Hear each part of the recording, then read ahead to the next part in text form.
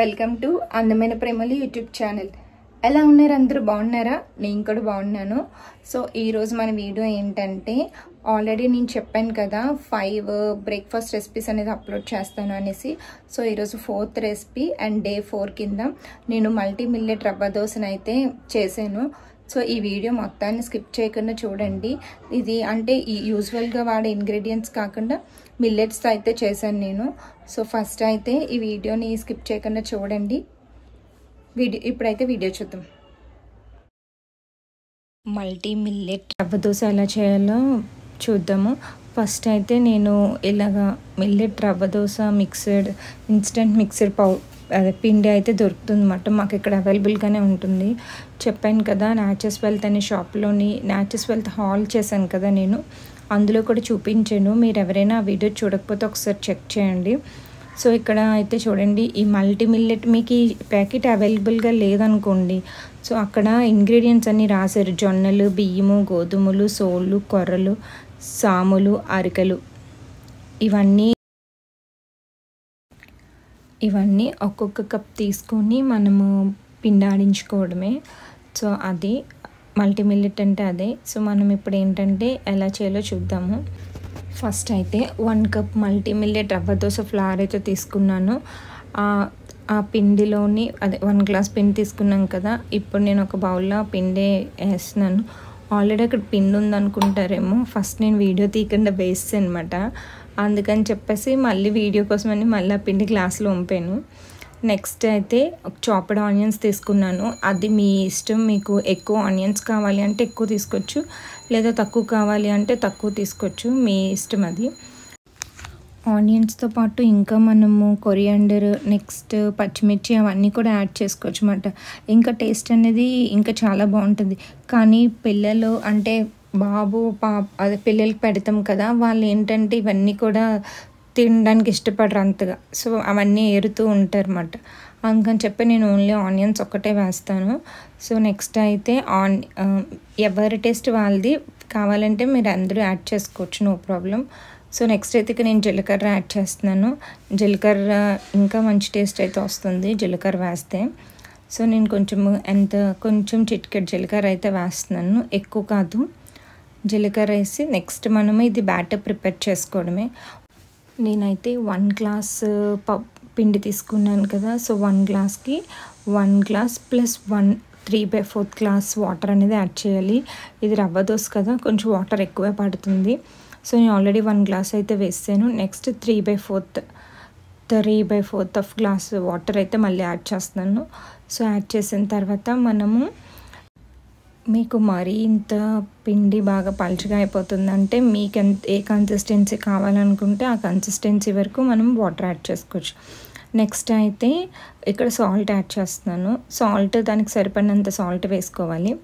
Salt వేసుకున్న తర్వాత మనం దాన్ని ఫుల్గా స్టిచ్ చేసుకోవాలన్నమాట. గరిటతోని బాగా స్టిచ్ చేసుకోవాలి. నేనైతే ఇక్కడ వీడియో తీస్తున్నాను, బాగా స్టిచ్ చేసుకోవాలి అంటే ఇవన్నీ కూడా మిక్స్ అయ్యేటట్టు. ఇక్కడ నేనైతే 1 హ్యాండ్తో వీడియో తీస్తున్నాను కాబట్టి అంతగా మీకు చూపించలేదు, ఎందుకు కానీ బాగా స్టిచ్ చేసుకోవాలి. ఇక్కడ మళ్ళీ నేను వీడియో ఆపేసిన తర్వాత నేను బాగా కలుపుకున్నాను గట్టిగా, అంతా మిక్స్ అయ్యేటట్టు మనం గిన్నె బోత్ హ్యాండ్స్ యూస్ చేసి బాగా మిక్స్ చేసుకోవాలన్నమాట. అప్పుడే బాగా మిక్స్ అవుతుంది. సో మిక్స్ అయిపోయిన తర్వాత దాన్ని ఒక 10 మినిట్స్ 15 మినిట్స్ అలా ఉంచేసి మనం పెనం పెట్టుకొని దోశ వేసుకోవడమే. సో ఒక 15 మినిట్స్ అలా వదిలేయండి ఆ బ్యాటర్ని. తర్వాత 15 మినిట్స్ తర్వాత మనం దోశ వేసుకోవాలి. సో ఇక్కడ ఏంటంటే ఇది రవ్వ దోశ కదా, మనం గరిటె తిప్పడానికి అటుకి అవ్వదన్నమాట. జస్ట్ అలాగా పెనం మీద వేసేయడమే, అలాగా మనం వేసుకుంటూ పోవడమే, కానీ తిప్పడానికి అటుకి అవ్వదు. అంటే మనం నార్మల్ దోశ వేసి గరిటె ఇలా తిప్పుతాం కదా స్ప్రెడ్ అవ్వడానికి, అలా అయితే ఇక్కడ అవ్వదన్నమాట. అలా అసలు జస్ట్ ఇలాగ ఆయిల్ రాసేసి పెనం హీట్ ఎక్కిన తర్వాత ఆయిల్ రాసి ఆ దోశని అలా గరిటె వేసేయడమే. సో నెక్స్ట్ మళ్ళీ ఇక్కడ నేను దోశ వేసిన తర్వాత ఆయిల్ అనేది యాడ్ చేస్తున్నాను.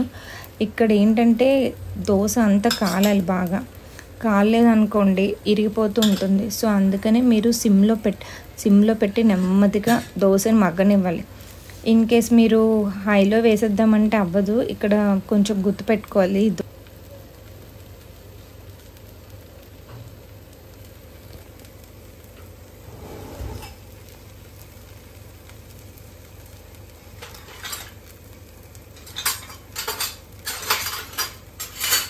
సో దోశ కాలిన తర్వాత నెమ్మదిగా అట్ల పుల్లతోని ఫ్లిప్ చేసుకోవాలి. ఇక్కడ కొంచెం జాగ్రత్తగా ఫ్లిప్ చేయాలి, ఎందుకంటే ఇది త్వరగా బ్రేక్ అయిపోద్ది అన్నమాట ఈ దోశ. సో అందుకని నెమ్మదిగా ఫ్లిప్ చేసుకొని ఆ తర్వాత టర్న్ అయిన తర్వాత అటు సైడ్ కూడా ఒక 2 minutes అలాగా దోశని కొంచెం కాలనివ్వాలి. సో ఇప్పుడైతే multi millet rava dosa ready అయిపోయింది, ప్లేట్లోకి తీసేసుకున్నాను. నెక్స్ట్ ఇదిగోండి మా బాబు కూడా తింటున్నాడు దోశ.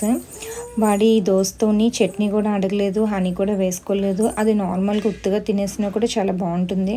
సో వాడికి ఈరోజు ఏం పెట్టలేదు, నార్మల్గా తినేస్తున్నాడు అది.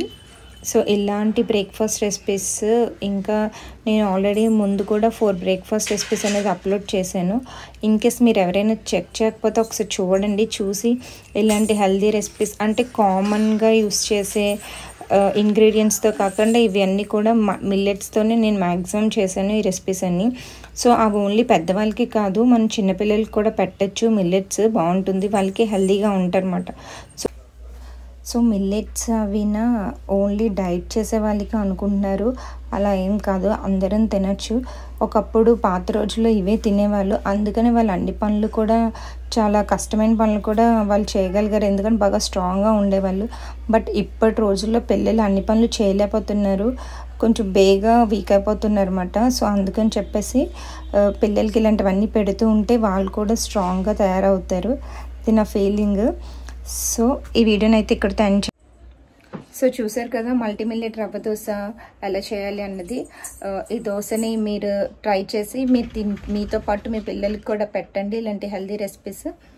సో ఇంకా మన వీడియోస్ని ఎవరైనా సబ్స్క్రైబ్ చేసుకోకపోతే మన ఛానల్ని సబ్స్క్రైబ్ చేసుకోండి. వీడియో నచ్చితే లైక్ చేయండి అండ్ షేర్ చేయండి. Okay, bye.